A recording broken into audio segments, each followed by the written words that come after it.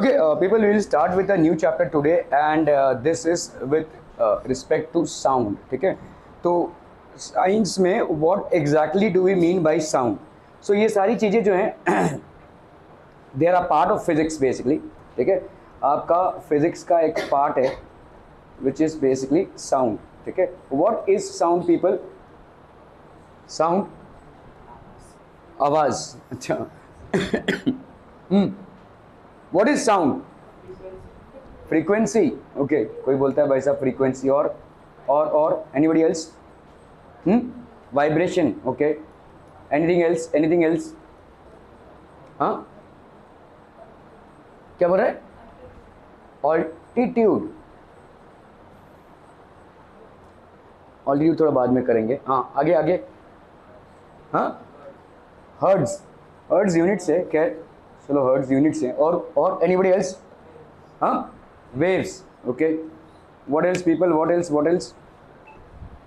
Else? Anything else? Anyone else? Sound क्या होता है? Anything else? Waves, hertz, frequency, vibration. देखो, फ्रीक्वेंसी ले लो भाई साहब या हर्ट्ज ले लो, ये सब जो भी हैं आपके वाइब्रेशंस, ये सब या वेव्स. ठीक है, they are a feature of sound. ठीक है, साउंड के फीचर्स हैं. कभी भी कोई भी चीज़ को फिजिक्स में अगर डिफाइन करना है ना, तो उसके जड़ कॉन्सेप्ट से, मतलब एक राह चलते इंसान को अगर आप पूछेंगे कि उसका डेफिनेशन क्या है, तो जो जवाब मिलेगा ना, उसी जवाब के संदर्भ में आपका जवाब होना चाहिए. ये सब जो तुम बोल रहे हो ना, ये सब आप साउंड को पढ़ोगे तब जाकर आपका ये सब आएगा. साउंड को पढ़ोगे तो ये सब आपको दिखेंगे कि ये सब फीचर्स हैं. जैसे मैं अगर आपसे पूछूँ लाइट, तो लगभग यही आंसर हो गए आपके. ठीक है, but light is first of all what which produces the sensation of site, जिससे आप चीज़ों को देख सको, है ना. तो साउंड भी क्या है आपका? What is sound?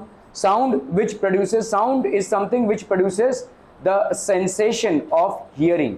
ठीक है, आप जिसको सुन सको वही साउंड है. आप जिसको सुन सको वही साउंड है. अभी आपके हिसाब से भाई साहब साउंड किससे प्रोड्यूस हो रहा है? वाइब्रेशन से, है ना. चलो, ये आपका एक पेन है, क्या ये वाइब्रेट कर रहा है? क्या साउंड सुनाई दे रहा है?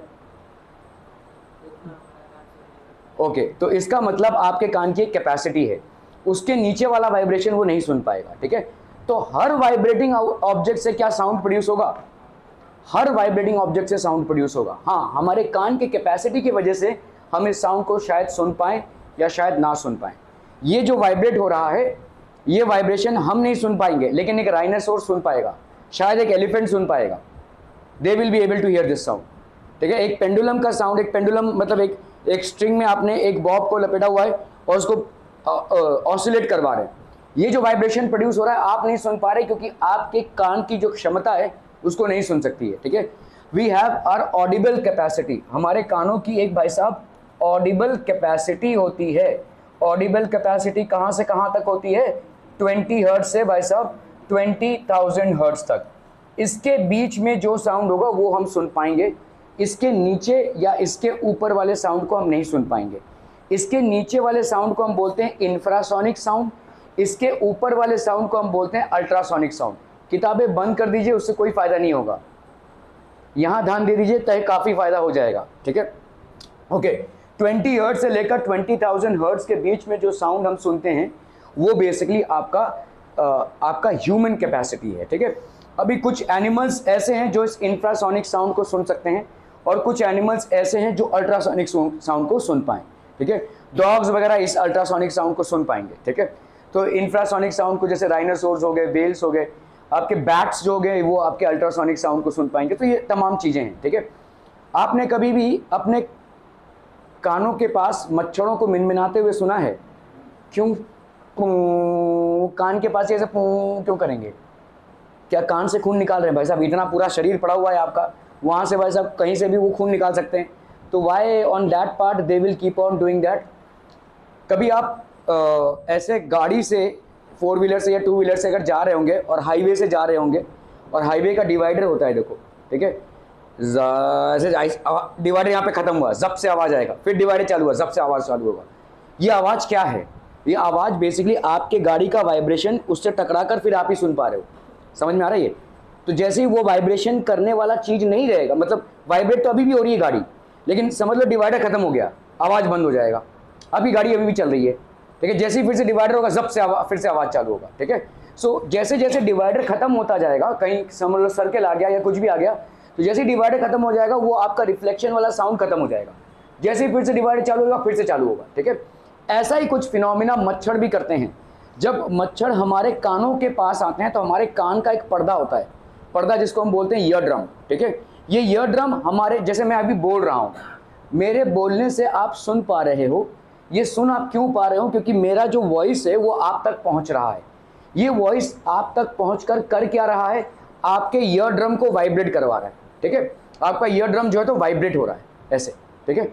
और ईयर ड्रम भाई साहब ऐसे कनेक्टेड है आपके ब्रेन से, यहाँ पे एक एनविल होता है, ठीक है। तो ईयर ड्रम जैसे ही वाइब्रेट होगा ये हथौड़ा मारेगा एक ऐसे, ठीक है, ढाप ढाप ऐसे हथौड़ा मारेगा, और यही वाइब्रेशंस जो है तो आपके एक कॉल्चिया होता है, कॉल्चिया हम पढ़ेंगे इन सब चीज़ों को, इस कॉल्चिया से ब्रेन के नर्व्स कनेक्टेड होते हैं, ठीक है।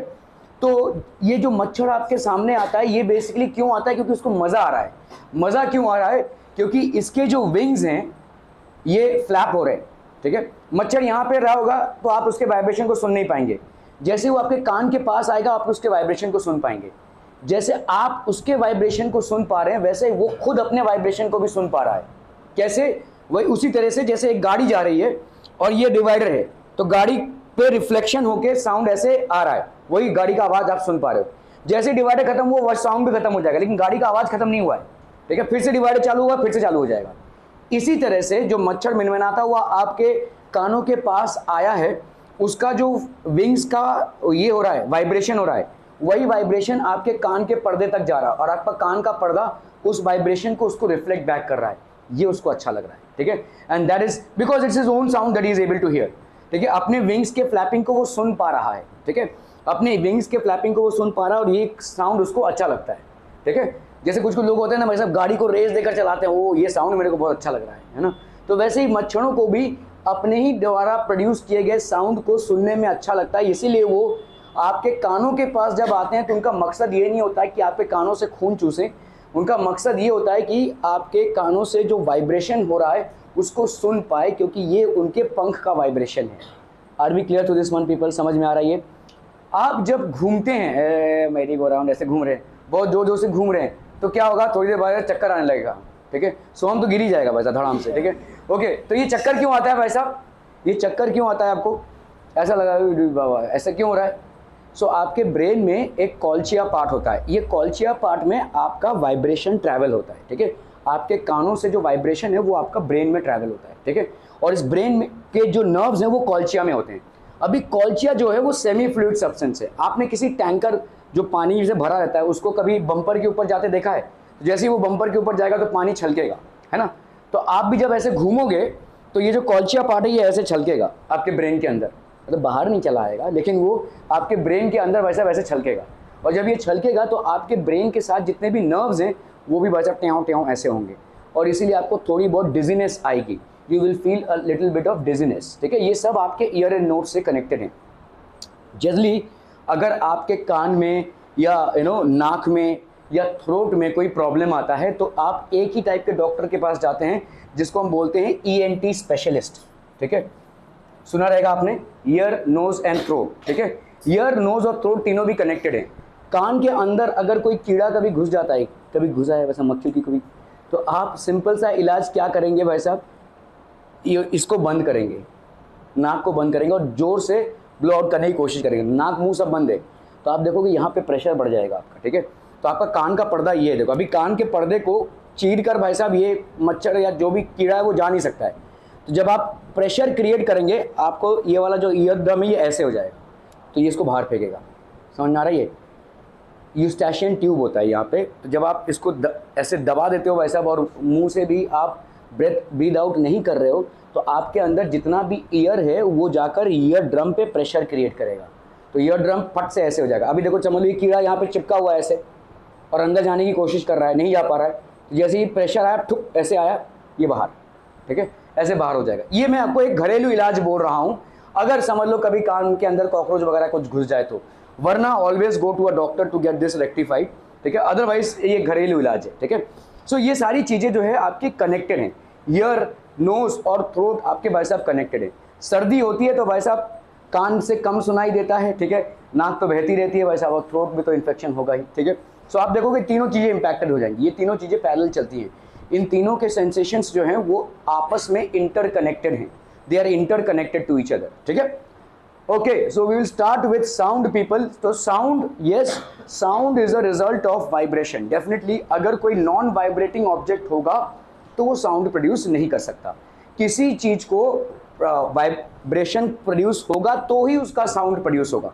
हाँ, ये बात और है कि उसके वाइब्रेशन से प्रोड्यूस होता हुआ साउंड शायद हम सुन पावे या ना पावे, ये हमारे ऊपर है, मतलब हम हमारे ईयर की फ्रीक्वेंसी क्या है, लेकिन हर वाइब्रेटिंग ऑब्जेक्ट से ही साउंड प्रोड्यूस होता है। ये जो आवाज़ प्रोड्यूस हुई अभी, इसमें वैसे अब इस पेन को वाइब्रेट कराया गया है, इस टेबल के सरफेस में भी थोड़ा सा वाइब्रेशन प्रोड्यूस हुआ है, जिसके वजह से साउंड आप तक पहुंच रही है, ठीक है।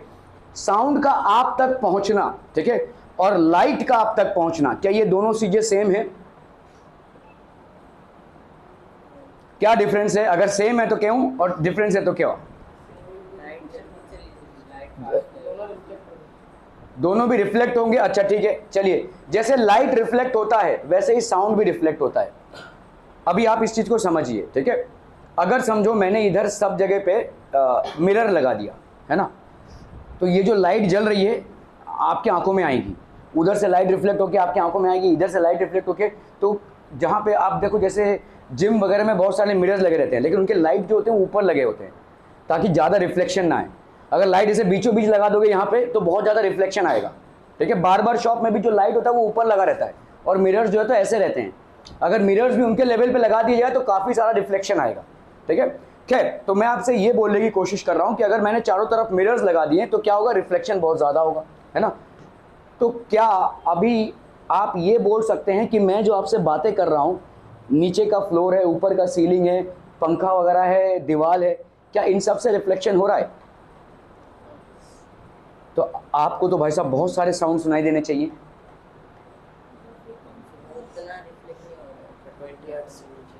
नहीं नहीं नहीं, आपको मेरी एक ही आवाज़ सुनाई दे रही है, 10 आवाज़ सुनाई दे रही है? ओके, अगर हाँ 5 कर ले, पंखे का आवाज़ सुनाई दे रहा है, मेरी कितनी आवाज़ सुनाई दे रही है? भाई कुछ हो गया है लगता है, टेम्परेचर पर बुखार उखार देखो, हो गया टेम्परेचर आ गया। ओके ओके, सो अगर यही चीज आप किसी पहाड़ एरिया में जाकर करते हैं, ठीक है, if you basically go to a mountainous और a hilly area and you shout, will you hear reflections? वहां पे क्या आपको एक से ज्यादा आवाज सुनाई देगी? आप एक बार चिल्लाओगे ए युवराज, तो वह युवराज युवराज युवराज युवराज युवराज ऐसे आकर लौट आएगा, ठीक है। So why will this happen? एक ही साउंड का वहां पे 5 बार रिफ्लेक्शन आपको सुनने को मिल रहा है, लेकिन यहाँ पे आपको एक ही मिल रहा है, ठीक है। क्या यहाँ पे मल्टीपल रिफ्लेक्शंस नहीं हो रहे? क्या यहाँ पे मल्टीपल सर्फेसेस नहीं है? भाई साहब बेंच है, पंखा है, आपके दीवारें हैं, फ्लोर है, सीलिंग है, क्या यहाँ से रिफ्लेक्शन नहीं हो रहा है? बिल्कुल हो रहा है, ठीक है। आपके स्कूल के क्लास में भी भाई साहब रिफ्लेक्शन हो रहा है, लेकिन आपको नहीं सुनाई दे रहा है क्योंकि आपका डिस्टेंस बहुत कम है।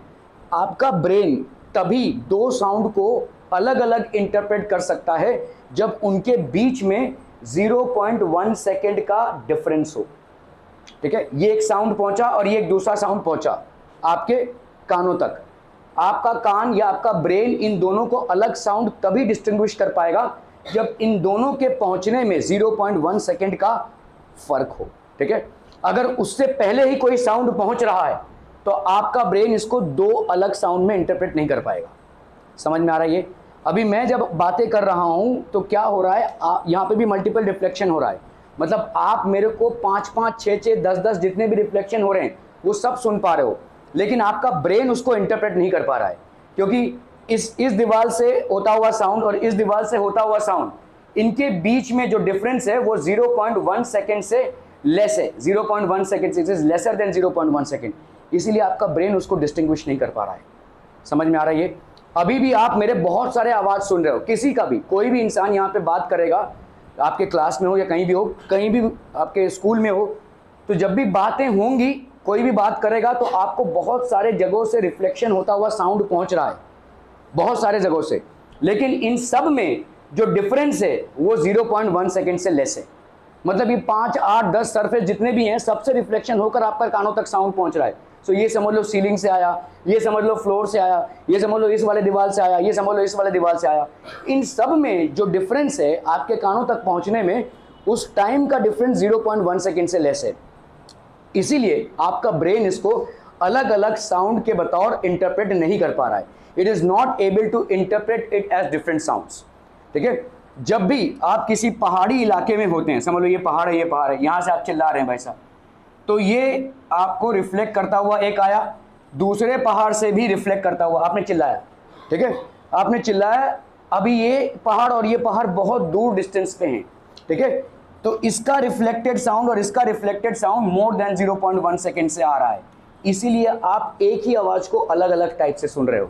ठीक है, अलग अलग टाइम पे सुन रहे हो, आवाज एक ही है लेकिन आप तक पहुंचने का जो टाइम है वो अलग अलग है, क्योंकि ये पहाड़ बहुत दूर हैं, ये पहाड़ बहुत दूर हैं। इसीलिए इन पहाड़ों से जो रिफ्लेक्ट होता हुआ साउंड आ रहा है वो आप तक पहुंच रहा है with a time of time difference of more than 0.1 second. इसीलिए आपको 2, 3, 4, 5 आवाजें सुनाई दे रही हैं। वही एक ही आवाज का आपको 2, 3, 4, 5 रिफ्लेक्शन सुनाई दे रहे हैं। क्या ये सिंपल टर्म्स समझ में आ रहे हैं? ठीक है, तो इसका मतलब एक मिनिमम डिस्टेंस होगा जो जरूरी होगा रिफ्लेक्शन ऑफ साउंड प्रोड्यूस करने के लिए। और आगे चल के हम पढ़ेंगे कि मिनिमम डिस्टेंस होता है भाई साहब अप्रॉक्सीमेटली 17.2 मीटर्स, मतलब 17 मीटर की दूरी से अगर आप किसी दीवार पे भी चिल्ला रहे होंगे तो आपको भाई साहब ये साउंड सुनाई देगा एज अ रिफ्लेक्शन। ठीक है, किसी नए फ्लैट में अगर आप जाते हैं जहां पे कुछ भी नहीं है, कोई फर्नीचर नहीं, कुछ भी नहीं, आप अंदर गए और समझ लो उसी फ्लैट में फर्नीचर से भर दिया गया या इंटीरियर से भर दिया गया है। अब आप अंदर गए, क्या कोई डिफरेंस आपको दिखाई देगा? क्या आवाज आपकी पहले क्या होगी? वाइब्रेट होगी। देखो, मतलब बहुत जोर जोर से सुनाई देगा। 2 लोग बात कर रहे होंगे, बहुत जोर जोर से सुनाई देगा आपको। ठीक है, लेकिन जैसे ही उसमें आप फर्नीचर भर देते हो तो आवाज भाई साहब आपकी धीमी पड़ जाती है, उतनी ज्यादा नहीं होती। क्यों? क्योंकि आपके आजू बाजू अभी क्या हो गया है, साउंड अब्जॉर्बिंग मटेरियल्स हो गए। ठीक है, जैसे कर्टेन्स साउंड को अब्जॉर्ब करते हैं, कुशन्स साउंड को अब्जॉर्ब करते हैं, सोफा सेट ये साउंड को अब्जॉर्ब करता है। ऐसे तमाम चीजें अगर आप लगा देंगे तो वो साउंड को अब्जॉर्ब कर लेगा। किसी मल्टीप्लेक्स में जब आप मूवी देखने जाते हैं तो आप देखिए एक मूवी चल रहा है इसमें, दूसरा वाला मूवी चल रहा है इसमें, तीसरा वाला मूवी चल रहा है इसमें, तो एक मूवी की आवाज़ दूसरे में नहीं पहुंचती है अनलेस आप कान लगा कर सुने। ठीक है, एक मूवी की आवाज़ दूसरे में क्यों नहीं पहुंची जबकि इतना जोर से आवाज़ हो रहा है? क्योंकि आपके कर्टेन्स हैं, आपके भाई साहब साउंड अब्जॉर्बिंग मटेरियल्स होते हैं, एक्वास्टिक बोल जिसको हम बोलते हैं। एक्वास्टिक्स आजकल बहुत बिकते हैं क्योंकि आजकल भाई साहब पॉडकास्ट का ज़माना है। ठीक है, बहुत सारे लोग पॉडकास्ट में इन्वॉल्व हैं। पॉडकास्ट मीन्स आप माइक पर चीज़ों को डिलीवर कर रहे हैं और पॉडकास्ट होते हैं, तो पॉडकास्ट में साउंड प्रूफिंग की बहुत ज़रूरत होती है। ठीक है, तो इसीलिए आप देखोगे अकॉस्टिक्स बहुत ज़्यादा मिलते हैं, आज की तारीख में तो बहुत ज़्यादा बिक रहे हैं।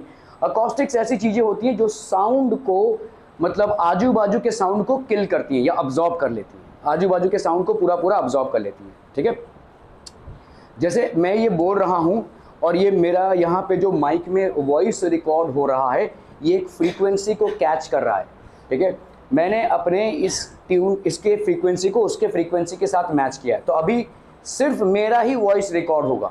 ठीक है, आजू बाजू जो थोड़ा बहुत खांस हो रहेंगे वो भी हो जाएगा, लेकिन उसके अलावा कोई ज़्यादा बाहर का जो चीज़ है वो वॉइस रिकॉर्ड नहीं होगा, वो नॉइस कैंसिलेशन मोड में चला जाएगा।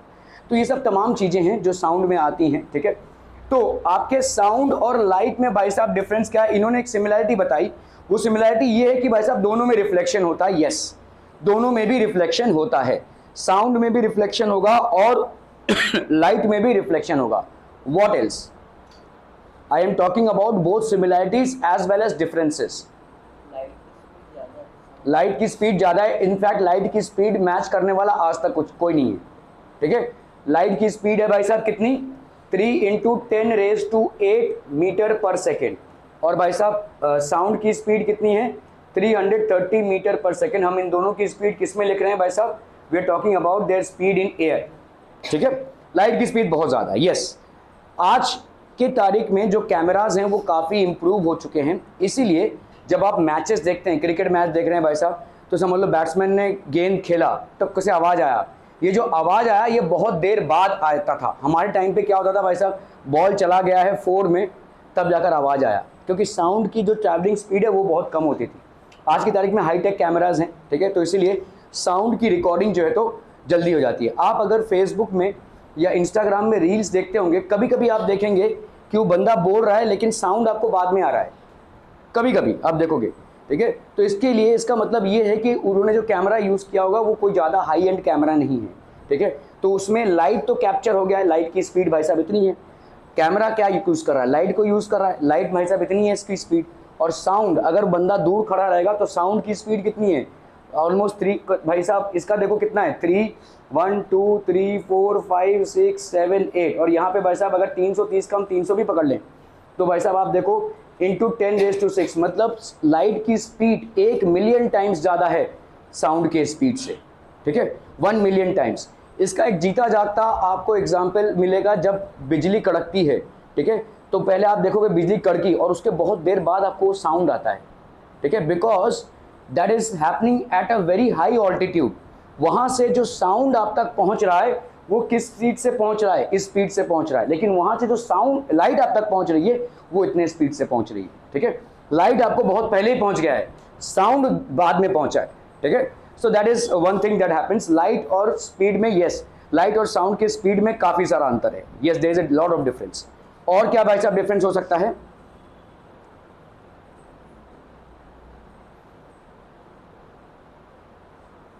और बोलो भाई साहब, इसी पे कुछ और डिफरेंस? और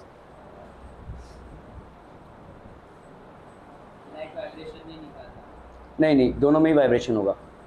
वाइब्रेशन भाई साहब जब भी आप वेव्स की बात करेंगे, ठीक है, वाइब्रेशन दोनों का अंतर है वो हम पढ़ेंगे।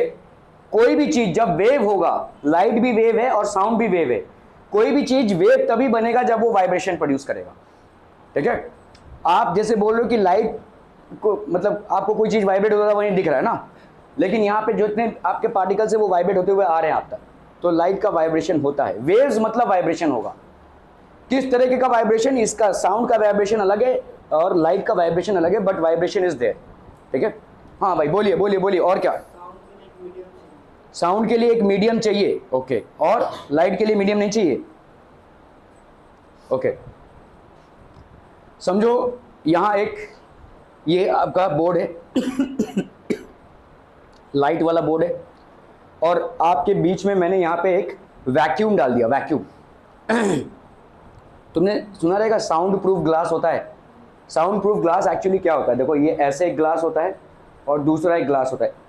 आप ट्रेन में जब एसी में ट्रैवल करते हो तो आपका जो कांच होता है उसके बाहर ज़्यादा करके आपको साउंड सुनाई नहीं देगा, ठीक है। बाहर चाय वाला अगर स्टेशन में चाय बेच रहा होगा तो शायद सुनाई ना पड़े, सुनाई तभी पड़ेगा जब आपका डोर खुला हो, वहाँ से आवाज़ आती रहेगी आपको, ठीक है। लेकिन ज़्यादा करके बाहर अगर चाय वाला चाय बेच रहा होगा तो आपको सुनाई नहीं देगा। एसी वाले की बात कर रहा हूँ, क्यों? क्योंकि यहाँ पे आपके 2 पेन्स होते हैं, विंडो पेन्स ग्लास के, और बीच में होता है वैक्यूम। वैक्यूम में साउंड ट्रैवल नहीं कर सकता, sound can not travel in vacuum, ठीक है। साउंड को भाई साहब मीडियम पार्टिकल्स लगेंगे ही, ठीक है, और लाइट को मीडियम पार्टिकल्स नहीं लगते हैं। मतलब मैंने अगर यहाँ पे कांच डाल दिया और या एक और कांच डाल दिया और बीच में वैक्यूम कर दिया, क्या आप इस बोर्ड को देख पाएंगे? ग्लास से देख पाएंगे? Yes, you will be able to see, क्योंकि समझ लो ये बोर्ड है ना, ये बोर्ड है और यहाँ पे भाई साहब हमने वैक्यूम ग्लास रख दिया, आप यहाँ बैठे हैं, will you be able to see this board? Yes, you will be able to see this board, but will you be able to hear me? No, absolutely not. आप मुझे सुन नहीं पाएंगे। अगर मैं यहाँ पे खड़ा हूँ और मैं वही चीज़ें बोल रहा हूँ, आप मुझे सुन नहीं पाएंगे, क्योंकि आपके और मेरे बीच में वैक्यूम आ गया है, ठीक है। You will not be able to hear me, you will be able to see me, but you will not be able to hear me. तो इसका उल्टा भी हो जाता है, जैसे आप ये बोल रहे हैं कि डिसएडवांटेज है, ठीक है, लेकिन अगर आप कभी एक्सपेरिमेंट करेंगे कि ऊपर वाला आपका क्या बोल रहा है या नीचे वाला क्या बोल रहा है या बाजू वाला क्या बोल रहा है, दीवार पे कान रखो, सब सुनाई देगा, है ना। हाँ, तुम बहुत करते हो वैसा, ओ बाजू वाली आंटी क्या बोल रही है, बाजू वाले अंकल क्या बोल रहे हैं, अच्छा बाजू वाली लड़की को प्रसन्ना भगत पसंद है कि नहीं, ये सब शादी उदी की बातें चल रही है कि नहीं, ये सब है ना। अरे बाप रे बाप। ओके पीपल, सो अगर आप भाई साहब दीवार में कान लगाएंगे आपको सब सुनाई देगा, ऑलमोस्ट वो क्या बातें कर रहे हैं वो भी सुनाई देगा। अगर मतलब बहुत ज़्यादा डिस्टर्बेंस ना रहा तो, कोई भाई साहब ब्रेकर चला रहा तब आपको सुनाई नहीं देगा, तब वो ब्रेकर की आवाज़ ही सुनाई देगी। लेकिन अगर शांतिपूर्ण एनवायरनमेंट हो, रात के टाइम पे कभी भी दीवार पे कान रखो भाई साहब, आपके नीचे वाले का, ये ऊपर वाले का सब आवाज़ आएगा आपको, ठीक है। क्या ऊपर वाले का नीचे वाले का लाइट अब तक पहुँच रहा है? क्या वो दीवारों से होता हुआ लाइट उसके घर का आप तक पहुँच रहा है? नहीं पहुँच रहा है। तो ये एक डिसएडवांटेज हो गया। मतलब आपका मीडियम पार्टिकल जितना ज़्यादा डेंस होगा उतना ज़्यादा साउंड ट्रैवल होगा, लेकिन मीडियम पार्टिकल जितना ज़्यादा डेंस होगा उतना ही ज़्यादा लाइट ट्रैवल नहीं कर पाएगा। बाजू वाले के लाइट मेरे यहाँ तक पहुँच रही है नहीं, ना ही मेरा लाइट उसका तक पहुँच रहा है, क्योंकि बीच में भाई साहब सीमेंट की एक दीवार बनी हुई है। लेकिन अगर मैं कान लगाऊं तो बाजू वाले का सब कुछ सुनाई देगा, मतलब उधर का साउंड इधर पहुंच रहा है और मेरा साउंड भी उधर तक पहुंचेगा। ठीक है, तो इसका मतलब क्या हो गया भाई साहब, लाइट जो है जितना पार्टिकल का डेंसिटी बढ़ता जाएगा लाइट का स्पीड उतना ही कम होता जाएगा, और साउंड जितना पार्टिकल का डेंसिटी बढ़ता जाएगा ज़्यादा करके उसका स्पीड भी बढ़ता जाएगा। फॉर एग्जाम्पल अगर आप देखोगे वैक्यूम या एयर में लाइट का स्पीड कितना है, 330 मीटर पर सेकेंड है। यही चीज वाटर में अप्रोक्सीमेटली 1500 मीटर पर सेकेंड हो जाएगी, मतलब 5 गुना बढ़ जाती है। साउंड की जो स्पीड है वो वाटर में एयर से 5 गुना बढ़ जाएगी। समझ में आ रहा है? Almost 5 times it will increase. Clear हम? ठीक है, almost 5 times this is going to increase. तो जिस तरह से, तो अगर उल्टा देखोगे लाइट में, लाइट का अगर देखोगे तो एयर में भाई साहब या वैक्यूम में उसकी स्पीड है 3 × 10⁻⁸ मीटर पर सेकेंड, लेकिन वाटर में उसकी स्पीड बहुत कम हो जाएगी, बहुत कम हो जाएगी, इसकी 2/3 हो जाएगी, इसकी 2/3 हो जाएगी, मतलब अराउंड 2 × 10⁸ मीटर पर सेकेंड हो जाएगी। और भी कोई डेंस चीज आ गई तो और कम हो जाएगी। ठीक है, जैसे लोहे में अगर आप देखोगे भाई साहब ऑलमोस्ट 3000 मीटर पर सेकेंड है साउंड की स्पीड। ठीक है, कभी एक्सपेरिमेंट करना मत, मैं तो बता रहा हूँ ऐसे। ठीक है, आप अगर रेलवे लाइन में, अगर आपको देखो ट्रेन नहीं आती दिख रही है, लेकिन रेलवे लाइन में अगर आप कान रखोगे ना तो अगर ट्रेन 5 किलोमीटर दूर भी होगी तो आपको सुनाई देगा। करना मत कभी ऐसा। ठीक है, ठीक है, तो क्यों? क्योंकि भाई साहब ये आपका रेल का जो ये वाइब्रेशन है ये आप तक पहुंच जाएगा। आप इसको देख नहीं पा रहे हो लेकिन इसका वाइब्रेशन आप तक पहुंच जाएगा, क्योंकि लाइट का जो साउंड का जो स्पीड है वो काफ़ी ज़्यादा होता है भाई साहब। ठीक है, जितना ज़्यादा डेंसिटी बढ़ता जाएगा speed of sound will also keep on increasing. जितना ज़्यादा डेंसिटी बढ़ेगा चीज़ों का उतना ज़्यादा ही स्पीड ऑफ साउंड भी बढ़ता जाएगा। ठीक है, रेलवे लाइन पे अगर कान रखोगे तो मतलब आपको जो ट्रेन है वो आती नहीं दिख रही है। क्यों? बहुत दूर होगी या बहुत सारे बीच में ऑब्स्ट्रक्शंस होंगे जिसके वजह से नहीं दिख रहे होंगे। लेकिन आप अगर कान रखोगे तो 5 किलोमीटर दूर ट्रेन भी रहेगा तो भी आपको आती हुई ट्रेन का अंदेशा हो जाएगा। ठीक है, you will be able to understand. Clear है? Are we clear on this one people? ठीक है, ओके ओके। सो यस, आपका जो साउंड होता है वो एक वेव मोशन है, साउंड है, वेव मोशन है। Types of waves, electromagnetic waves and mechanical waves, ये सारी चीज़ें हम पढ़ेंगे भाई साहब। साउंड क्या है? Is a form of energy. तो जैसे मैंने आपको बताया, हमेशा किसी भी फिजिक्स के टॉपिक को जब आप डिफाइन करते हो ना, चाहे आप 9th में उसका डिफाइनेशन दे रहे हो, 10th में डेफिनेशन दे रहे हो, 12th में डेफिनेशन दे रहे हो, इंजीनियरिंग लेवल पे भी डेफिनेशन दे रहे होगे, पहला वाला डेफिनेशन बहुत ईजी होना चाहिए। एक राह चलते इंसान को पकड़कर जिस चीज़ के बारे में आप पूछे हो उसका जो जवाब बनता है वही लगभग जवाब आपका भी होना चाहिए। What is sound? It produces the sensation of hearing. हमारे भाई साहब सेंसेशन ऑफ हियरिंग प्रोड्यूस करता है। क्यों ऐसे टाइप का डेफिनेशन हम देते हैं? जैसे what is light? It produce the sensation of sight. क्यों हम ऐसा डेफिनेशन प्रोड्यूस करते हैं?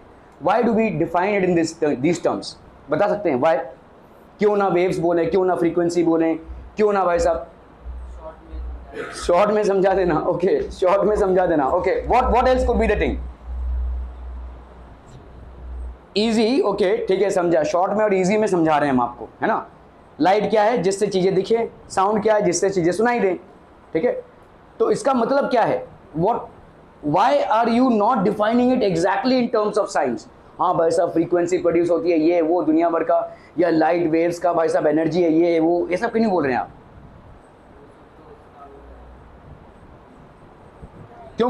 क्योंकि जितना भी डेफिनेशन दे दो फिजिक्स के एस्पेक्ट से, अगर तुम्हारा बायोलॉजिकल एस्पेक्ट बिगड़ा हुआ है ना तो उसको तुम रियलाइज नहीं कर सकते। मतलब क्या है? जैसे मैं बोल रहा हूं, अगर light is what? Sensation of site, है ना भाई साहब। लाइट क्या है? जिससे हमको देखने को मिले, लेकिन आंखें ही ना हो तो कैसे देखोगे? तो इसका मतलब क्या है? सेंसेशन ऑफ साइट तभी प्रोड्यूस हो सकता है दो कारण से, लाइट के वजह से और आपकी दृष्टि भी हो। इन दोनों वजह से आप देख पाएंगे। सिर्फ लाइट की वजह से कोई नहीं देख पाता, उसकी आंखें भी बराबर होनी चाहिए तभी वो देख पाएगा। ठीक है, आपके जितने भी जीवाणु हैं, ये वाला एक होता है जिसको हम बोलते हैं प्लैटी हेलमिंथेस। ठीक है, प्लैटीहेल्मिन्थिस, जिसको हम प्लेनेरिया भी बोलते हैं, ठीक है। ये एक ऑर्गेनिज्म होता है जिसमें ऐसे दो आंखें होती हैं, एक्चुअली आंखें नहीं होती हैं, मैं आपको इसलिए बोल रहा हूँ क्योंकि बायोलॉजिकल एवोल्यूशन में हमारे जीव जितने भी हैं उनके हर पार्ट्स का एवोल्यूशन हुआ है। एवोल्यूशन मतलब उसमें धीरे धीरे धीरे धीरे बढ़ोतरी हुई है, ठीक है। हो सकता हो कभी हमारे कान हाथी जैसे हों, अभी भाई साहब उतने बड़े हाथी जैसे कानों की ज़रूरत नहीं है, तो हम एक छोटे कान हो गए हमारे अडेप्टेशन से, ठीक है। तो ये प्लैटीहेल्मिन्थिस है जिसको हम प्लेनेरिया भी बोलते हैं। इसमें ऐसे दो आंखों की तरह चीज़ें देखती हैं, लेकिन ये आंखें नहीं हैं। दीज आर फोटो रिसेप्टर्स बोलते हैं। हम बोलते हैं कि these are the first organisms which might have the sensation of light, only sensation of light, not of sight, ठीक है। देख नहीं पा रहे हैं लेकिन ये ऐसा फील कर सकते हैं, हाँ यहाँ उजाला है यहाँ अंधेरा है, ऐसा ये फील कर सकते हैं। आप आंखों को बंद किए हुए भी इस चीज़ को फील कर सकते हैं, राइट। आपने आंखों को बंद किया, मैंने लाइट जलाया, आप बोलेंगे हाँ लाइट जल रही है इस कमरे में। आपने लाइट बंद कर दिया तो आप बोलेंगे हाँ लाइट नहीं जल रही इस कमरे में, है ना। यू कैन फील दैट, ठीक है। इसी तरह से प्लेनेरिया एक ऐसा ऑर्गेनिज्म है जिसमें पहला एवोल्यूशन हुआ है फोटो रिसेप्टर्स का। These are not organs of seeing, these are not eyes, perpetual eyes, ठीक है। These are organs of seeing. तो इसको हम क्या बोलेंगे, प्लेनेरिया। ये एक ऐसा ऑर्गेनिज्म है कि भाई साहब इसको बीच में से काट दोगे ना तो इस टुकड़े से भी एक और ऑर्गेनिज्म आ जाएगा, इस टुकड़े से भी एक और ऑर्गेनिज्म आ जाएगा, ठीक है। जैसे छिपकली की पूंछ होती है, एक बार निकल गई तो फिर से नई पूंछ आ जाएगी। यहाँ पे तो भाई साहब ऑर्गेनिज्म ही दूसरा बन जाएगा। अगर आपने इसके 3 टुकड़े कर दिया, 5 टुकड़े कर दिए, हर एक टुकड़े से ये फिर से उग जाएगा। प्लेनेरिया बोलते हैं हम इसको। ये मरता ही नहीं है, ठीक है। सेल्डम इट डाइज, ये बहुत दिनों तक जिंदा रहता है क्योंकि इसको बीच में से कहीं भी काटोगे ना तो फिर से नया ही उगाएगा। इस यहाँ से भी नया उगाएगा, यहाँ से भी, यहाँ से भी, यहाँ से भी, यहाँ से, ठीक है। खैर हमारा पर्सपेक्टिव यहाँ पे बायो नहीं है, हमारा पर्सपेक्टिव यहाँ पे ये समझना है कि जब हम फिजिक्स को डिफाइन करते हैं, ठीक है, फिजिक्स को हम डिफाइन करते हैं तो यहाँ पे सेंसेशन ऑफ साइट जब हम बोल रहे हैं तो it means that yes you would require light but along with light you will also require the power of sight, which means that you would have to have eyes to hear it. जो बहरा है उसको हम क्या sound समझाएं, ठीक है। तो अगर मैं बोल रहा हूँ यहाँ sensation of hearing, sensation of hearing means that yes waves से साउंड ट्रैवल होगा, ये फिजिक्स पार्ट हो गया। लेकिन बायो पार्ट क्या बोल रहा है कि आपका ईयर ड्रम, आपके एनविल, हैमर वगैरह, आपका जो कॉल्चिया पार्ट है, ये पूरा साउंड सिस्टम जो आपके अंदर इंस्टॉल्ड है ये भी प्रॉपर होना चाहिए। समझ में आ रहा है ये, ठीक है। अगर कोई बहरा हो गया तो उसको सेंसेशन ऑफ हियरिंग क्या होगा, ठीक है। सो इसलिए हम इसको बोलते हैं कि भाई साहब लेमैन्स लैंग्वेज में it is called sensation of hearing in our ears, ठीक है। Sound is a form of energy which produces the sensation of hearing in our ears. हमारे भाई साहब ईयर में इसकी सेंसेशन प्रोड्यूस होती है। क्या आपके बॉडी में वाइब्रेशंस प्रोड्यूस हो रहे हैं? ये धक धक धक धक धक धक प्रोड्यूस हो रहा है, इसको सुन पा रहे हैं आप? थोड़ा थोड़ा तू अजीब अजीब आवाज़ें सुनता है भाई साहब, ओके। तू अपनी हार्ट की बीट को सुन पा रहा है, ओके। जब शांत रहता है आप हो सकता है अपना कान लगाकर या स्टेथोस्कोप लगाकर सुन पाएं, ठीक है। तो ये जो है this is not able, you are not able to hear it, why?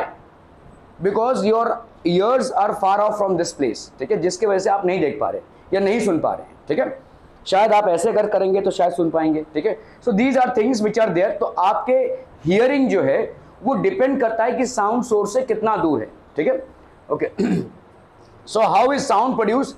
It is produced by a vibrating source. किसी भी वाइब्रेटिंग सोर्स से साउंड प्रोड्यूस होता है, any vibrating source. Now what is basically vibrating source? Soham, ये देखो vibrate किया उसने, ठीक है। आवाज आया कि नहीं? आवाज आया धप से, okay. What is a vibrating source? Vibrating किसको बोलते हैं हम? तो ये हमारा सोहम, जो भी वैसा डिस्टर्ब करेगा मुझे उसके नाम की मैं यहाँ पे बारात निकालूंगा, है ना। ये सोहम है भाई साहब, ठीक है। ये उसकी गर्लफ्रेंड का घर है भाई साहब, ठीक है।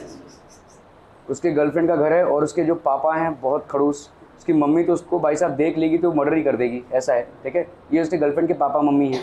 तो सोहम क्या कर रहा है? उसके घर के चक्कर काट रहा है ऐसे, ठीक है। एक बार ऐसे, एक बार ऐसे, एक बार ऐसे, एक बार ऐसे, ठीक है।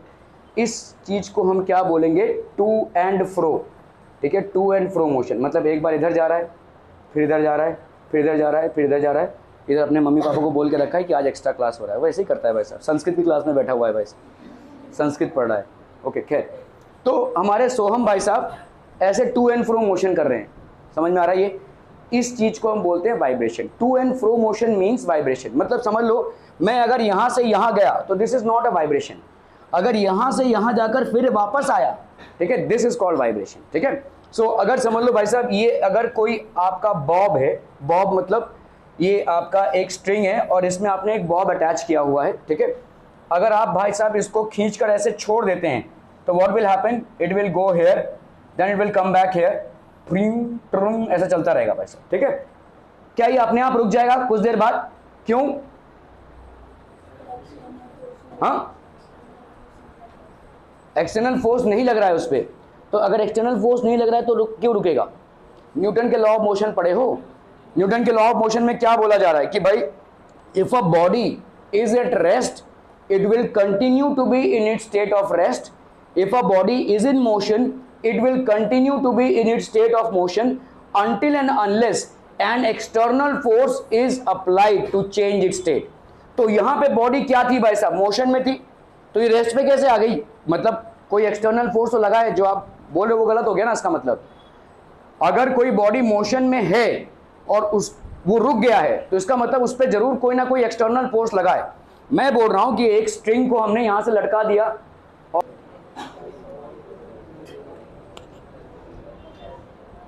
Okay, people so is asking कि भाई ये जो ब्रेकर तोड़ते हैं लोग, क्या उसको कोई असर नहीं होता है? असर होता है ना भाई साहब।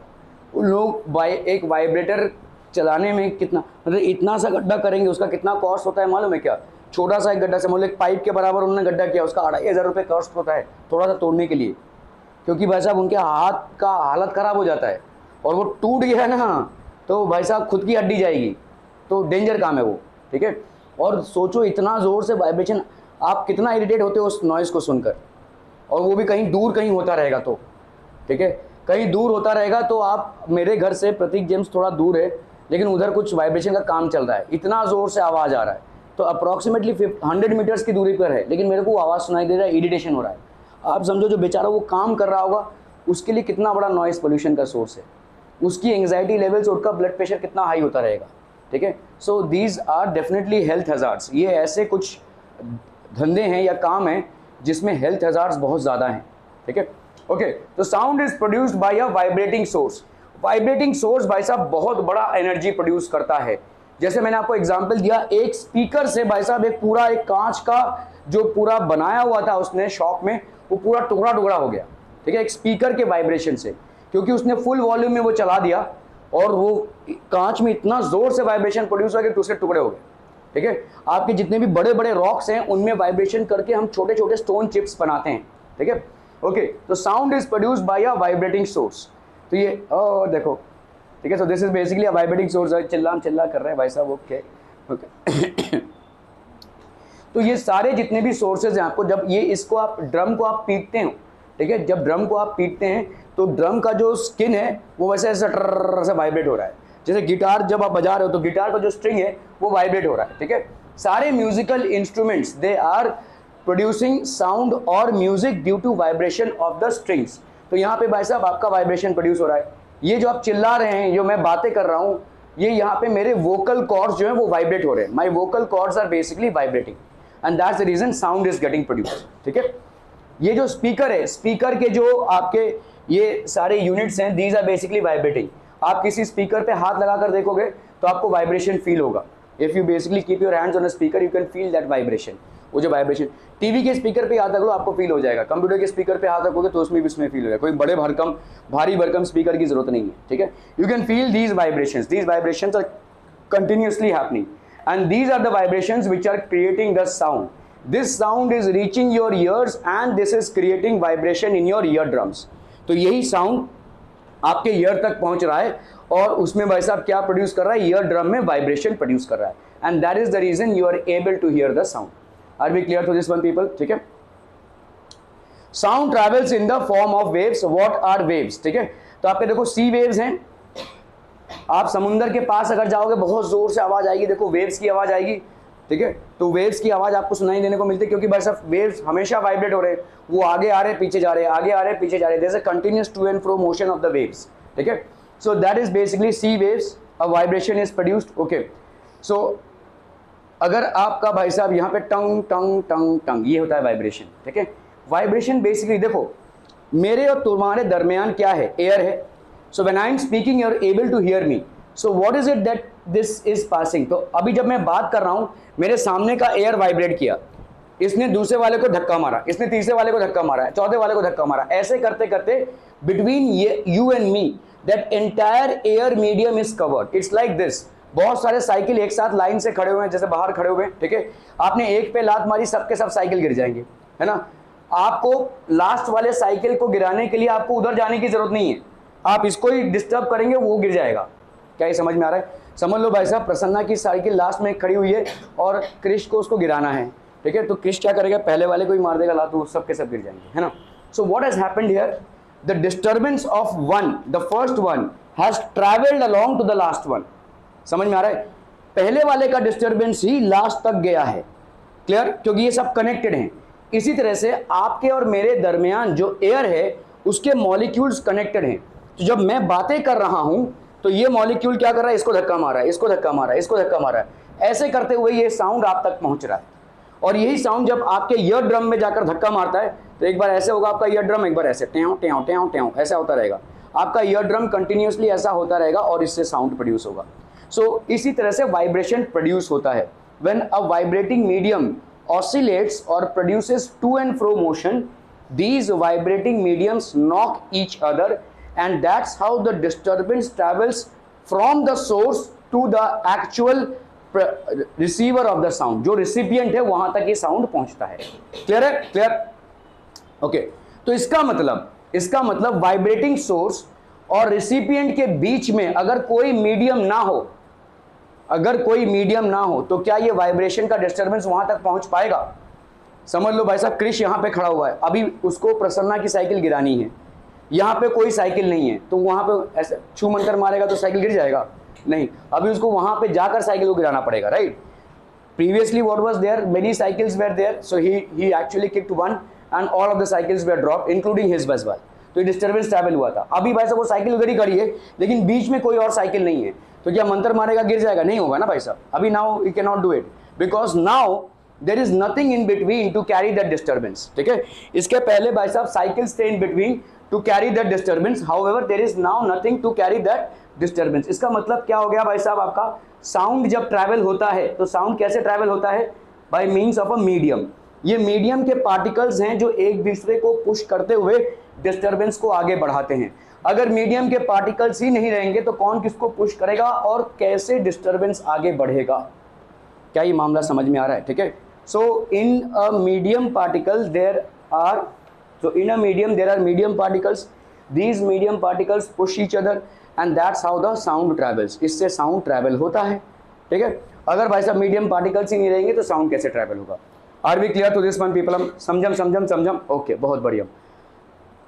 तो single distance travelling through a medium is a pulse, ठीक है। एक सिंगल डिस्टर्बेंस है जो एक मीडियम से ट्रैवल हो रहा है, इसको हम क्या बोलेंगे भाई साहब? Pulse.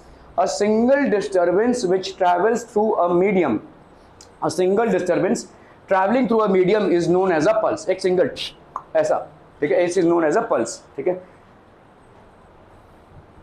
If continuous disturbance is produced, the particles vibrate continuously। तो आपके पार्टिकल्स जो है तो वाइब्रेट करेंगे कंटिन्यूसली, ठीक है। और भाई साहब क्या हो जाएगा? तो this continuous motion forms a wave.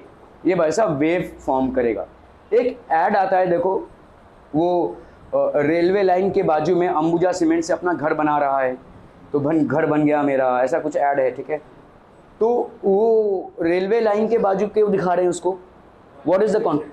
तो रेलवे लाइन जहाँ बाजू में जाएगा वाइब्रेशन बहुत ज़्यादा होगा, वाइब्रेशन अगर बहुत ज़्यादा होगा तो उसका दीवार भी वैसा वाइब्रेट करेगा। अगर अच्छे सीमेंट से और अच्छे मोटर से उसने नहीं बनाया होगा, गिर जाएगा भाई साहब, वो वाइब्रेट करते करते एक दिन गिर जाएगा। That is the concept behind that ad, right, कि भाई उसने जो सीमेंट यूज़ किया है that is good enough to sustain that vibration. उस वाइब्रेशन को भी वो सस्टेन कर पा रहा है। उसके आजू बाजू से भाई साहब ट्रेन जा रही है लेकिन ट्रेन के जो वाइब्रेशंस प्रोड्यूस हो रहे हैं उसको वो सस्टेन कर पा रहा है, ठीक है, क्लियर है। तो दिस कंटिन्यूअस, तो ये आपका ट्रेन ऑन जब जाते हैं तो एक कंटिन्यूअस वेव मोशन प्रोड्यूस करते हैं और इस वेव मोशन से कंटिन्यूअस वाइब्रेशन होगा, पूरे दीवार का होगा, सीलिंग का होगा, सबका होगा भाई साहब। और कहीं कुछ खिसक गया तो गए सब, ठीक है। तो इसीलिए आपके वाइब्रेशंस प्रोड्यूस होंगे, ठीक है, कंटिन्यूअस वाइब्रेशंस प्रोड्यूस होंगे। अ wave motion is a mode of transmission of energy through a medium. तो किसी भी मीडियम से जब एनर्जी का ट्रांसमिशन होता है वो in terms of a wave होता है, ठीक है। The particle do not move from one place to another, they just vibrate about their mean position. इस चीज को समझना जरूरी है। देखो देखो ये जो 1 है ना, ये 4 पे नहीं आ गया, 1 1 के पोजीशन पे ही रहा, 2 भी 2 के पोजीशन पे ही रहा, 3 भी 3 के पोजीशन पे रहा, 4 भी 4 के पोजीशन पे रहा। सिर्फ क्या हो गया, डिस्टर्बेंस को इन्होंने आगे भेजा। समझ में आ रहा है ये, ठीक है। अभी नेहा साबू को भाई साहब इसको मारना है, ठीक है, क्या नाम है, महमूद आलम को मारना है, ठीक है। तो वो बोल रही कि नहीं भाई चल के नहीं जाऊंगी मैं पिंकी को एक ठाड़ से दूंगी, पिंकी अक्षरा को मारेगी, ये भाई साहब ऐसे करते करते ये ऐसे यहाँ तक पहुंचेगा, ये डिस्टर्बेंस यहाँ तक पहुंच रहा है, ठीक है। सो what has happened, the particles actually have not moved but the disturbance has travelled, ठीक है। यहाँ पे डिस्टर्बेंस ट्रैवल हुआ है। तो यहाँ पे पार्टिकल्स का इन्वॉल्वमेंट क्या है, particles do not travel, they only transfer their disturbance. That is the role of a medium in sound transmission. Without any medium sound will not travel. Sound भाई साहब अगर वैक्यूम होगा तो ट्रैवल नहीं करेगा, लेकिन मीडियम का रोल प्ले क्या है, मीडियम का रोल प्ले है डिस्टर्बेंस को आगे बढ़ाना, बस इतना ही है। मीडियम के पार्टिकल्स उस डिस्टर्बेंस को आगे लेकर नहीं जाएंगे, इंडिविजुअल पार्टिकल 1 से 4 तक नहीं पहुंचेगा। अगर समझ लो भाई साहब साइकिल की लड़ी है, भाई साहब साइकिल की लाइन है, तो ये वाला साइकिल उधर तक नहीं जाएगा, इस साइकिल का गिरना उस आगे वाले साइकिल को गिराएगा। समझ में आ रहा है ये। So it's just the disturbance that is travelled. Medium particles after vibration they will settle down, ठीक है। वाइब्रेशन होगा ऐसा डर, ऐसा वाइब्रेशन हुआ भाई साहब, जैसे वाइब्रेशन हुआ इसको इसने धक्का मारा, ये भी भाई साहब वाइब्रेट करने लगा, ये भी भाई साहब वाइब्रेट करने लगा, ये भी भाई साहब वाइब्रेट करने लगा। लेकिन वाइब्रेशन के बाद they will settle down at their mean positions। तेरा आज पढ़ाई में बिल्कुल भी मन नहीं है, ओके। तो these particles will settle down in their mean positions, ये इनके mean positions हैं, ठीक है भाई साहब, ये will settle down, ठीक है। ये वाइब्रेट करेंगे और उसके बाद अपने mean position पे, जो ओरिजिनल पोजीशन पे, वहां पे सेटल डाउन हो जाएंगे, ठीक है। डिस्टर्बेंस को पास कर दिया इन्होंने बस, ठीक है। The disturbance has been passed from one to the other. समझ में आ रहा है ये। क्रिकेट बॉल रहती है वो हवा में स्विंग कैसे होती है, वो तो भारी रहती है। स्विंग होना एक अलग बात है, ठीक है। स्विंग होना, अभी देखो क्रिकेट बॉल जो होता है उसका शेप कुछ ऐसा होता है ना, दिस इज लाइक दिस। तो कभी कभी आप शेप को ऐसे टेपर करते हैं कि इस स्विंग, जब आप बॉलिंग करते हैं तो इस चीज़ को सीखेंगे कि किस तरह से मैं बॉल को घुमाऊं कि एक तरफा विंड ऐसे आए और एक तरफा, ये एक्चुअली आप एक प्रिंसिपल है जिसको हम बर्नौलीज प्रिंसिपल बोलते हैं, ये आप अभी नहीं समझ पाएंगे। बर्नौलीज प्रिंसिपल क्या होता है कि जैसे समझो, इसको ऐसे समझो कि भाई साहब ये आपने देखा रहेगा कि गांव खेड़े में अगर कोई समझ लो ऐसे छपड़े का वो है, छपड़ा मतलब समझते हैं ना, टिन है, टिन का शेड, या किसी बिल्डिंग में ऊपर कहीं पे टिन का शेड लगा हुआ है, बहुत जोर से अगर आंधी आएगी तो बहुत ज़्यादा हाई पॉसिबिलिटी की उड़ जाए, ऐसा होता है, ठीक है। ऐसा क्यों होगा, क्योंकि प्रेशर डिफरेंस की वजह से होता है। जब बहुत जोर से आंधी आती है तो यहाँ पे नीचे पे प्रेशर बहुत ज़्यादा हो जाता है, ऊपर कम हो जाता है। क्यों, क्योंकि भाई साहब ऊपर क्या हो रहा है, देखो ये छत है, छत, ठीक है, छत के ऊपर क्या है, एयर है, एयर भाई साहब बहुत जोर से चल रहा है, तो क्या हो गया, इसका प्रेशर क्या हो गया, लो हो गया, मतलब इस एयर को वो धक्का मारा है, पिछले वाला एयर। समझ में आ रहा है, आंधी चल रही है, ठीक है, तो अभी समझ लो ये छपड़ा है, इस छपड़े के ऊपर भाई साहब एयर जा रहा है, ये एयर उसको धक्का मारते हुए जा रहा है, तो यहाँ पे एयर की डेंसिटी क्या हो गई, कम हो गई, एयर का प्रेशर क्या हो गया, कम हो गया। लेकिन अंदर एयर का प्रेशर ज़्यादा है, क्योंकि अंदर अभी एयर नहीं आ पाया है, अंदर सब दरवाजा बंद है, तो ये क्या करेगा, यहाँ पे प्रेशर ज़्यादा, यहाँ पे प्रेशर कम, ये उड़ जाएगा वैसे, ठीक है। हवा ने नहीं उड़ाया इसको, ऊपर जो लो प्रेशर क्रिएट हुआ है उसने उड़ाया है। कुछ यही सिद्धांत यहाँ पे भी लगता है, ठीक है। आप इस तरह से बॉल को घुमाते हो कि एक तरफ प्रेशर कम होता है और एक तरफ प्रेशर ज़्यादा, ठीक है, जिसकी वजह से बॉल की स्पिन, जैसे ही वो बॉल जमीन पर टप्पा खाएगी टप से ऐसा या तो ऐसे जाएगी, ठीक है, और फिर बैट्समैन कंफ्यूज हो जाएगा। तो जो अच्छे स्पिनर्स होते हैं या जो अच्छे स्विंगर्स होते हैं बॉल के, वो बॉल को इस कदर घुमाते हैं, ठीक है, कि आपके प्रेशर जोन्स जो हैं वो अलग अलग क्रिएट हो।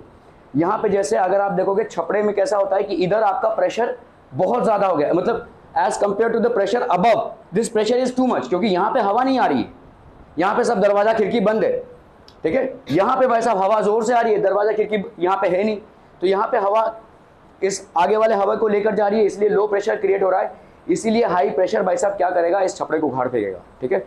ऐसा ही कुछ प्रिंसिपल यहाँ पे होता है। Bernoulli's principle is not in your course for the time being, you don't have to understand in that aspect, लेकिन ले देकर यही चीज है, ठीक है। जो प्रिंसिपल यहां पे लग रहा है वही चीज यहीं पे भी लग रही है। स्पिनर बॉल को ऐसे घुमा रहा है कि वो दो अलग प्रेशर जोन्स क्रिएट कर रहा है, बॉल के इस तरफ और बॉल के इस तरफ दो अलग प्रेशर जोन्स क्रिएट कर रहा है, जिसकी वजह से बॉल जैसे टप्पा खाती है वो ऐसे जाएगी या तो ऐसे जाएगी, उसका डायरेक्शन ही चेंज हो जाएगा, सीधा नहीं जाएगा वो, ठीक है। Any more questions? ओके, तो आपके भाई साहब ये वाइब्रेशंस जो हैं वो वाइब्रेशंस आगे ट्रैवल कर रहे हैं। The particle do not move from one place to another, they just vibrate about their mean positions. तो पार्टिकल भाई साहब क्या होते हैं, वाइब्रेट करते हैं मीन पोजिशंस पे, ठीक है। तो पार्टिकल टा ऐसे वाइब्रेट कर लेंगे, मतलब ये आगे नहीं जाएंगे भाई साहब, अपनी जगह को छोड़कर ये नहीं जाने वाले, ठीक है। ये जस्ट डिस्टर्बेंस को आगे कन्वे कर देंगे, they will just convey the disturbance ahead, ठीक है। अ wave motion is a mode of transmission of energy through a medium. एक मीडियम से जो है तो ट्रांसमिशन ऑफ एनर्जी हो रही है through a medium, that is called a wave motion. Are be clear to this one people? ठीक है, समझ में आता हूँ? Okay. Now types of waves, एक होता है भाई साहब आपका इलेक्ट्रोमैग्नेटिक वेव और दूसरा है आपका मैकेनिकल और elastic wave. What is an electromagnetic wave? Waves which require a material medium like solid, liquid और गैस, ठीक है, these are known as mechanical wave, ठीक है। ऐसा कोई भी वेव जिसको मीडियम की जरूरत पड़े, और वो मीडियम कुछ भी हो सकता है, सॉलिड, लिक्विड या गैस, ठीक है। जैसे साउंड वेव है, क्या इसको मीडियम की जरूरत है? बिल्कुल है भाई साहब। क्या साउंड एयर से ट्रैवल कर सकता है? Air is in the format of a gas. क्या साउंड लिक्विड से, वाटर से ट्रैवल कर सकता है? यस। क्या साउंड भाई साहब सॉलिड से ट्रैवल कर सकता है? यस। एक लखनऊ में एक पैलेस है जिसको हम भूल भुलैया बोलते हैं, वो एक मूवी आई है देखो, भूल भुलैया बोल के, ठीक है। तो भूल भुलैया में क्या है उसको बोलते हैं, एक्चुअली वो गोल गुम्बज है। तो वहाँ पे अभी आज की तारीख में भी आप जाएंगे ना तो महल को कुछ ऐसे बनाया गया है, समझ लो आप एक बहुत बड़ी मोटी सी दीवार है, ठीक है। आप यहाँ पे दीवार पे हैं, ठीक है। यहाँ पे अगर आप ऐसे कुछ बोलेंगे ना, इधर सुनाई देगा, इतनी मोटी दीवार होने के बावजूद भी इधर सुनाई देगा। ये उस टाइम के राजा महाराजाओं ने देखो साइंस का प्रिंसिपल लगाया था। यहाँ पे उन लोगों ने लोहे से भर दिया है अंदर, लोहे की वजह से लोहे में साउंड की स्पीड बहुत ज़्यादा होती है, ठीक है, 3000 है भाई साहब लोहे में। तो जब कोई यहाँ पे ना कुछ ऐसे विस्पर भी करेगा, उधर उसको भाई साहब सुनाई नहीं देगा, ठीक है।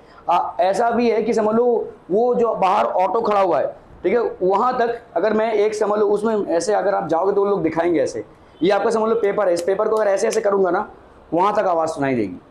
It is constructed in that way. वहाँ पे इतना साइंस का प्रिंसिपल यूज़ हुआ है उस महल के कंस्ट्रक्शन में। क्यों? क्योंकि उस टाइम पे अंग्रेजों का बहुत ज़्यादा भाई साहब जुल्म अत्याचार बढ़ गया था। मुगल एम्परर्स ने देखा ये कभी भी धावा बोल सकते हैं, तो हमको महल कुछ ऐसे बनाना चाहिए। उस टाइम पे भाई साहब वॉकी टॉकी तो था नहीं, और ना ही भाई साहब आपका मोबाइल फ़ोन था। तो समझ लो इधर से अंग्रेजों ने हमला कर दिया तो इधर का सिपाही ऐसे विस्पर कर देगा इधर, ए भाई साहब सावधान हो जाओ, लोग आने वाले। That's how the information use to get communicated. ये उनका टेलीफोन सिस्टम था, ठीक है। बट फंडामेंटल प्रिंसिपल यहाँ पे क्या है कि दीवालों के बीच में लोहा रखा गया है, और इस लोहे के वजह से वाइब्रेशन ज़्यादा प्रोड्यूस होता है, और इसके वजह से साउंड इतने दूर तक भाई साहब क्लियरली जाएगा। विस्पर भी करेंगे आप, चिल्लाने की भी जरूरत नहीं है, आप अगर वैसे करेंगे वो सब सुनाई देगा उधर, ठीक है, एवरीथिंग वुड बी हर्ड, ठीक है। So that was the logic that they applied. अभी तक है वो महल, वहाँ पे भी लोग, बहुत बड़ा टूरिस्ट सेंटर है, वहाँ पे लोग जाकर इस चीज़ को देखते हैं, क्योंकि साइंटिफिक चीज़ों से ऐसे बनाया गया था, साइंस को इस्तेमाल किया गया था इसमें, ठीक है। उस टाइम पे ऑब्वियसली रेडियो वेव्स का डिस्कवरी नहीं हुआ था, मोबाइल या इंटरनेट या भाई साहब आपके वॉकी टॉकीज नहीं थे, ठीक है। Okay, waves which require a material medium like solid, liquid और गैस। सो ऐसे तमाम चीज़ें जिनमें भाई साहब सॉलिड, लिक्विड या गैस किसी ना किसी मटेरियल मीडियम की ज़रूरत पड़ती है, उसको हम क्या बोलेंगे भाई साहब? These are known as mechanical waves. ऐसे वेव्स को हम क्या बोलेंगे? Mechanical waves. Is light a mechanical wave? Is light a mechanical wave? नहीं है लाइट मैकेनिकल वेव। क्यों नहीं है? देखो ये हो गया अर्थ, ठीक है। अर्थ के ऊपर थोड़ी दूर तक क्या है? एटमॉस्फेयर, और मिलियंस ऑफ किलोमीटर्स अवे क्या है? सन। सन और अर्थ के बीच में कोई भी मीडियम नहीं है, लेकिन क्या सन की लाइट भाई साहब अर्थ तक पहुंच रही है? कोई मीडियम नहीं है, ओपन स्पेस है भाई साहब, कोई एटमॉस्फेयर नहीं है। एटमॉस्फेयर कुछ किलोमीटर्स तक है, उसके बाद तो वो भी नहीं है। तो यहाँ पे जीरो है, कुछ नहीं है, nothing is there. But is the sunlight reaching the earth? Yes it is. So without a medium it is still reaching the earth. So the light is not a mechanical wave. Light आपका mechanical wave नहीं होगा। Are we clear on this one people? ठीक है, light आपका mechanical wave नहीं होगा। Clear clear clear. So any wave which would require a medium particle for its transfer is known as a mechanical wave. Any wave which requires a medium particle for its transfer is known as a mechanical wave. ठीक है, तो आपका हो गया भाई साहब transverse wave, और दूसरा क्या हो गया भाई साहब आपका longitudinal wave. Transverse wave and longitudinal wave. Transverse wave क्या हो जाएगा भाई साहब आपका, ट्रांसवर्स वेव ये है भाई साहब आपका ट्रांसवर्स वेव. ठीक है, तो वेव कैसे जा रहा है भाई साहब, ऐसे, और देखो डायरेक्शन ऑफ वेव क्या है, ऐसे जा रहा है वेव, दिख रहा है. वेदांत सो मत बेटा, एनएचपीएस के बच्चों से क्या टीचर लोग गाड़ी उड़ी धुलवाते हैं क्या, बस ड्राइवर लोग बसेस धुलवाते हैं क्या? जितने भी एनएचपीएस के आते हैं सब सोते हैं भाई साहब, क्यों मेरे को समझ में नहीं आता. 12th में 5 बच्चे हैं, 8th में कुछ 4 हैं, और 9th में इकलौता तू, सब के सब सोते हैं. कोई फंडामेंटल वहाँ पे कुछ होता है ऐसा मेरे को लगता है, इसलिए तेरे से पूछ रहा हूँ. अभी सबके सामने उधर से नहीं पूछा था, उधर 5 क्राउड ज़्यादा है, तू इकलौता है यहाँ पे. चुप्पा चुप्पी बता दे भाई साहब. वो येलो कलर का बस धुलवाते होंगे ना बस ड्राइवर लोग, हाँ बेचारे इतने थक जाते, गड़बड़ है, गलत है. ओके, तो ये वेव कैसे जा रहा है भाई साहब, ये ऐसे जा रहा है. वेव का डायरेक्शन देखो क्या है, ऐसे, और वेव कैसे जा रहा है, समझ में आ रहा है. देखो वेव का प्रोपोगेशन क्या है, ये, और wave Trung Trung Trung Trung ऐसे जा रही है. ठीक है, this is how it is moving. ठीक है, ओके. सो अगर आप देखोगे वेव का मोशन कैसे हो रहा है, ऐसे ऐसे ना भाई साहब. ठीक है, और वेव का प्रोपोगेशन कैसा हो रहा है, ऐसा. ये आपके मीडियम पार्टिकल्स है. ये जो पिंक कलर का दिख रहा है, पिंक और ब्लैक कलर का, ये आपके मीडियम पार्टिकल्स है. मीडियम पार्टिकल्स कैसे मूव कर रहे हैं, ऊपर नीचे. वेव कैसे मूव कर रहा है, ऐसे. तो मीडियम पार्टिकल्स अगर वेव के डायरेक्शन ऑफ प्रोपोगेशन के परपेंडिकुलर मूव करें तो हम उनको क्या बोलेंगे, ट्रांसवर्स वेव. ये है डेफिनेशन. ठीक है, फिर से एक बार इसको समझ लेते हैं. ठीक है, वेव है भाई साहब, ये गया वेव. अगर आप देखोगे ये वेव है, देखो ये propagation of wave, direction of propagation. लेकिन वेव कैसे है भाई साहब, ये देखो मीडियम पार्टिकल्स एक बार ऊपर नीचे ऊपर नीचे ऊपर नीचे ऐसे हो रहे हैं, है ना.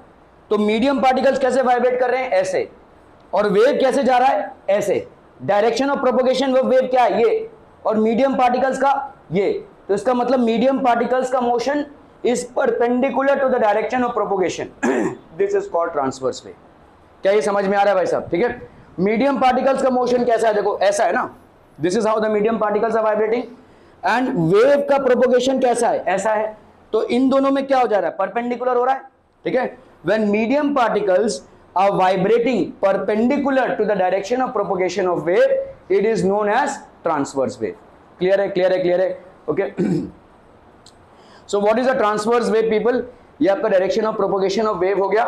ठीक है, ओके. अभी ये जो ऊपर की तरफ जाता है, देखो एक्चुअली में वेव ऐसा होता है, देखो ये वेव है, तो वेव का आधा पोर्शन ऊपर होता है, आधा नीचे. ठीक है, इस ऊपरी हिस्से को हम बोलते हैं क्रेस्ट, और नीचे वाले हिस्से को हम क्या बोलते हैं, trough. Crest trough, crest trough, ऐसे जाता जाएगा. ठीक है, क्लियर है. Okay, so direction of oscillation, मतलब देखो मीडियम पार्टिकल क्या हो रहा है, एक बार ऊपर जाएगा, एक बार नीचे, ऊपर नीचे ऊपर नीचे, ऐसा ही करता रहेगा. ठीक है, जो अभी ऊपर गया है वो अभी नीचे भी आएगा, और फिर ऊपर जाएगा, फिर नीचे आएगा. ठीक है, तो ये हो गया डायरेक्शन ऑफ ऑसिलेशन. ऑसिलेशन मतलब to and fro motion about a mean position. ये इसका मीन पोजीशन है, और इसके ऊपर नीचे ऐसे मोशन हो रहा है. प्रोपोगेशन कैसे हो रहा है भाई साहब, वेव ऐसे जा रहा है. ऑसिलेशन कैसे हो रहा है, ऐसे. तो ऑसिलेशन का डायरेक्शन और डायरेक्शन ऑफ वेव आपस में क्या हो गए, परपेंडिकुलर. तो direction of wave and the direction of oscillation are actually perpendicular to each other. Direction of oscillation and direction of wave are what, perpendicular to each other. Clear है, clear है, clear है. ये direction of wave हो गया, perpendicular दिख रहा है आपको. ठीक है, यही आपका देखो 90 डिग्री हो गया. This is the definition of transverse wave. ठीक है, in transverse waves the particles of the medium oscillate about their central. ये इनका सेंट्रल या मीन पोजीशन है, ये ऑसिलेशन हो रहा है. ठीक है, mean positions in a direction perpendicular to the propagation of wave. ये भाई साहब वेव जा रहा है, टुडुंग टुडुंग भाई साहब इनका डांसिंग चालू है. ठीक है, the direction of oscillation or vibration is perpendicular to the direction of the wave itself. Are we clear to this one people? हम समझम बहुत बढ़िया भाई साहब।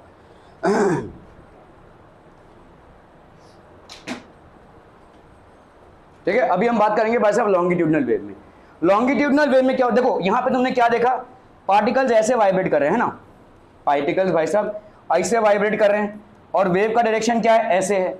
तो मतलब पार्टिकल्स ऑफ ऑसिलेशन, ऑसिलेशन जो है, ऑसिलेशन का डायरेक्शन ऑफ वेव के क्या हो जाएगा, परपेंडिकुलर। अभी जैसे मैंने आपको बताया कि आपने एक चीज को डिस्टर्ब किया, वो डिस्टर्बेंस आगे जाता जा रहा है। ठीक है, when you disturb one thing this disturbance is going ahead. ठीक है, आपने एक चीज को डिस्टर्ब किया, ये डिस्टर्बेंस आगे जाता जा रहा है। ठीक है, ये आपका क्या है भाई साहब, डायरेक्शन ऑफ वेव है, और ये क्या है भाई साहब आपका डायरेक्शन ऑफ ऑसिलेशन है।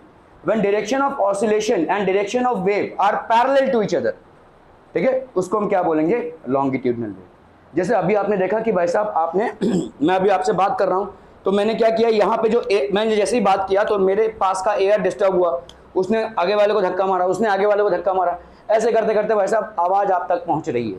ठीक है, मेरे और आपके दरमियान जितने भी एयर मॉलिक्यूल्स हैं they are undergoing collisions, they are undergoing oscillations and these oscillations are in direction. तो कैसे डायरेक्शन में है ये भाई साहब, ये पहले वाले ने दूसरे वाले को धक्का मारा, हाँ तुम भाई साहब वो ठीक है, ये भाई साहब ऐसे धक्का मारते हुए वाइब्रेशन जा रहा है, ये ऑसिलेशन ऐसे हो रहे हैं और वेव भाई साहब ऐसे जा रहा है। तो जब आपका oscillatory motion is parallel to the direction of the wave, when the oscillation direction of oscillation is parallel to the direction of the wave, then we call it what type of a wave, it is called a longitudinal wave. इस type के wave को हम क्या बोलेंगे, longitudinal wave.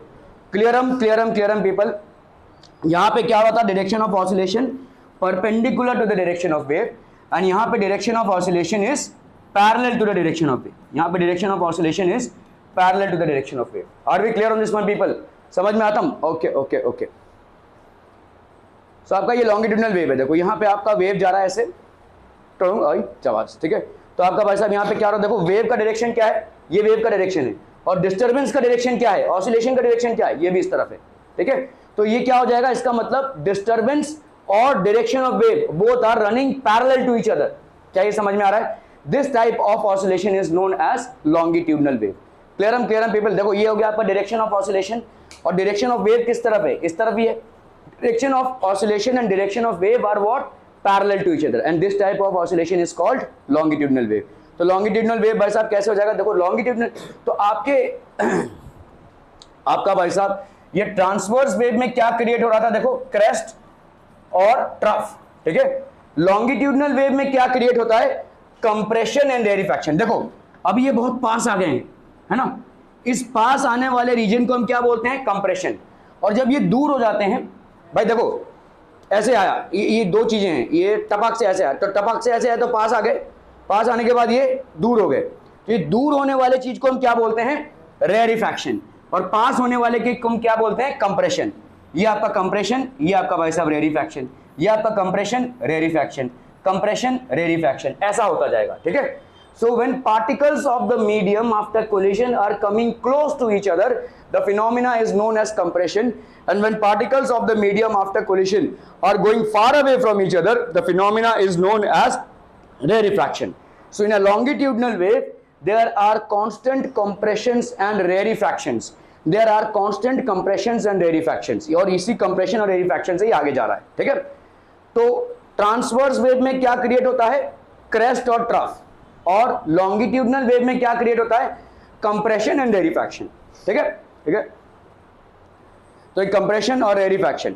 ठीक है, in longitudinal waves the particles of the medium oscillate about their mean और central positions in a direction parallel to the propagation of wave. ठीक है, तो ये आपका हो गया भाई साहब, तो ये दोनों का डिफरेंस समझ में आ रहा है भाई साहब, ट्रांसवर्स वेव क्या हो गया और लॉन्गिट्यूडनल वेव्स क्या हो गया। ठीक है, काफी डाइजेस्ट कर लिया आपने आज।